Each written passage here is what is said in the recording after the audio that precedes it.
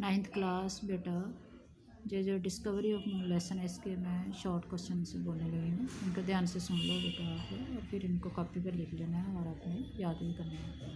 First question है, who wrote the chapter the discovery of moon, यानी इसके writer का नाम याद करना आपने। राइटर जो है उसका नाम है एनोनिमस, ठीक है।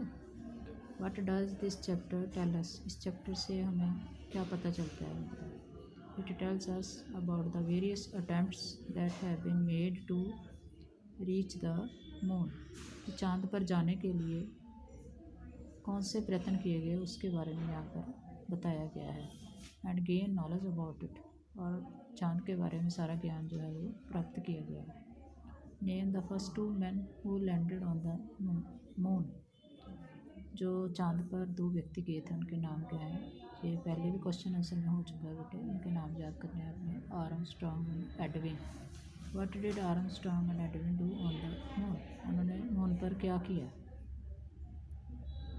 They collected samples of the lunar soil, वहाँ की जो धरती थी चाँद की, उसके कुछ सैंपल जो थे वहाँ पर उन्होंने इकट्ठे किए, उसकी मिट्टी वहाँ से यानी उठा ली। Which countries had made programs for the exploration of moon, कौन से देशों ने चाँद की खोज के लिए प्रोग्राम बनाए थे। तो ये दो देश हैं, एक यूएसए है जिसको अमेरिका कहते हैं, और दूसरा है यूएसएसआर यानी रूस। नेक्स्ट है, हुआ sitting in eagle 2 waiting for the return of Armstrong and Edwin. Eagle 2 में और कौन बैठा हुआ था जो उनके आने का इंतज़ार कर रहा था, जो उसको लेके गया था जब साथ में, ये था माइकल कॉलिंस, उसका नाम था Michael Collins.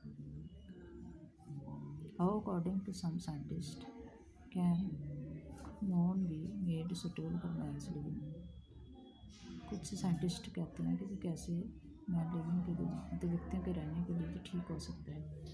Bye separating oxygen from the elements which contain oxygen, oxygen को वहाँ से अलग करके एलिमेंट को जिसमें ऑक्सीजन होती है।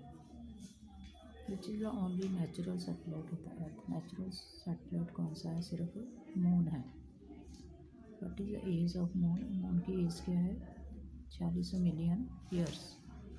और what keeps falling on the moon all the time, हर समय मून पर क्या पड़ा करता है, सोलर डस्ट यानी धूल मिट्टी वहाँ पर पड़ी रहती है। तो इस तरह से ये क्वेश्चन बेटे आपने इनको भी कॉपी पर लिख लेना और याद कर लेना।